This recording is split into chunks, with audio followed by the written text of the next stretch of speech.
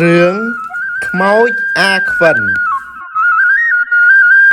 នៅពេលល្ងាចប្រលប់មេឃរកចង់ភ្លៀងអាត្នោតអាថ្លង់និងអាកុកកំពុងដើរត្រឡប់មកពីភ្ជួរស្រែវិញពួកគេ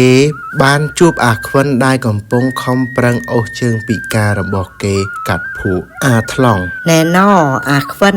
ដើររងក្បាច់អីនឹងវើយខ្វាច់ដូចទាជាប់ចុងអញ្ចឹងពួកគេនាំគ្នាសើចក្អាកក្អាយអាកុកនឹងហើយអាខ្វិនអើយបើដើរពិបាកអញ្ចឹងកាត់ជើងចោលទៅងាយស្រួលជាងអាខ្វិនសម្លឹងមើលដោយភ្នែកក្រហមច្រាលពួកឯងកុំមើលងាយអញពេកប្រយ័ត្នតែជើងពួកឯងដើរមិនរួចដូចអញដែរទៅអាត្នោតឈប់ទៅពួកឯងកុំទៅបៀតបៀនវាអីកម្មពៀទេវើយ3ថ្ងៃក្រោយមកដំណឹងថាអាខ្វិនធ្លាក់ទឹកស្លាប់បានល្បីពេញភូមិអ្នកភូមិរកសាកសពមិនឃើញឡើយយប់នោះអាត្នោតអាថ្លង់និងអាកុកនាំគ្នាអង្គុយផឹកស្រាក្បែររោងស្រែអាកុកអាថ្នោតឯងឮសូរអីនៅក្រោមរោងអត់វើយដូចមានអីមកកេះសសររោងយើងអញ្ចឹងអាថ្នោតប្រហែលជាឆ្កែទេដឹងកំភៃពេកមើលអាថ្លង់អញមិនខ្លាចទេខ្មោចអាខ្វិនមែនទេបើវាខ្លាំងឲ្យវាចេញមកអញនឹងកាត់ជើងវាយកទៅធ្វើចំណីឲ្យត្រីមើលស្រាប់តែខ្យល់បក់មកយ៉ាងត្រជាក់ស្រេបក្លិនស្អុយរលួយដោយសាកសពហើមទឹកចាប់ផ្ដើមភាយមកសំឡេងខ្វាច់ឮកាន់តែច្បាស់ចេញពីស្រែងងឹតស្លប់អាកុកអាថ្លង់សំឡេងនឹងដូចអាខ្វិនដើរណាស់វើយអាថ្លង់ហែងកុំមករវើរវាយអាថ្នោតបញ្ចាំងពិលទៅមើលអាថ្នោតដៃញ័ររត្រឹកបញ្ចាំងពិលទៅមាត់ត្រពាំងហែងមើលចោះដានជើងម្ខាងអូសភក់ពេញនឹងតែមិនឃើញមនុស្សទេរំពេចនោះពន្លឺពិលចាប់ផ្ដើមខ្សោយទៅ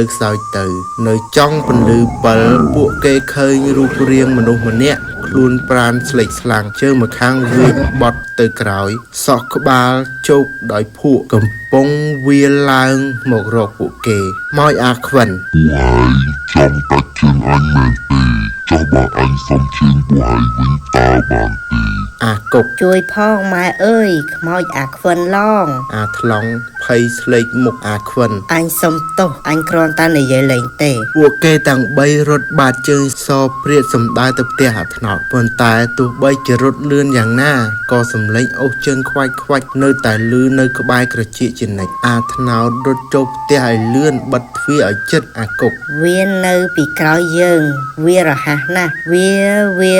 ដូចសត្វអញ្ចឹងអាថ្លង់ជួយអញផងវាចាប់ជើងអញជាប់ហើយអាថ្លង់ដួលផ្ងាជើងត្រូវកម្លាំងអាត់កំបាំងអូសចូលទៅក្នុងទឹកងឹតអាថ្នោតនិងអាកុកស្ទុះទៅចាប់ដៃអាថ្លង់ទាញមកវិញពួកគេឃើញអាខ្វិនកំពុងប្រើធ្មេញខាំជើងអាថ្លង់ជាប់មិនព្រមលែងអាថ្នោតអាខ្វិនលែងវាទៅវាដឹងខ្លួនខុសហើយខ្មោចអាខ្វិនសំឡេងត្រឡងចេញពីបំពង់កវាត្រូវតែឈឺចាប់ដូចអញជើងវាត្រូវតែខ្វិនដូចអញអាកុកយកពូថៅដងខ្លីមកក្រវីចេញទៅ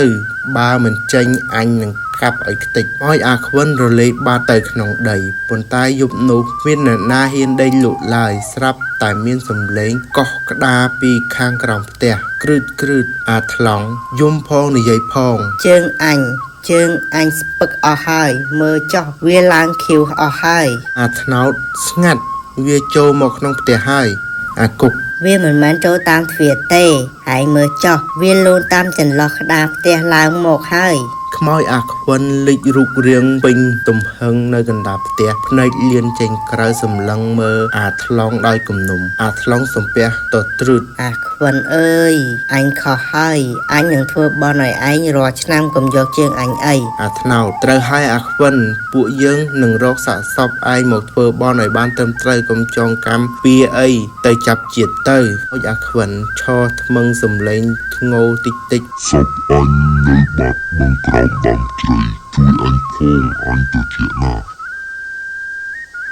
រឹកឡើងអ្នកភូមិបានរកឃើញសពអាខ្វិននៅកន្លែងដែលវាប្រាប់មែនបន្ទាប់ពីធ្វើបន់បូជារួចសភាពការហាក់ដូចជាស្ងប់ស្ងាត់ទៅវិញអាថ្នោតចប់ហើយពួកឯងទៅមុខទៀតក៏មាត់អាក្រក់មើងងាយគេអញ្ចឹងទៀតអាគុក អញរៀងចាលហើយវើយស្ទើរដាច់ផ្ងាស្លាប់យប់មិញ អាថ្លង់ដើរអូសជើងមកខាងខ្វាច់ តែជើងអញវាមិនជាទេវើយគ្រូពេទ្យថាអញមានបញ្ហាសរសៃជើងត្រូវដើរអូសជើងបែបហ្នឹងមួយជីវិត ម្លេងអូសជើងរបស់អាថ្លង់បានខ្លាចជាការដាស់តឿនដល់អ្នកភូមិគ្រប់គ្នាសម្ដីមើងងាយអាចខ្លាចជាបណ្ដាសាជាប់ខ្លួន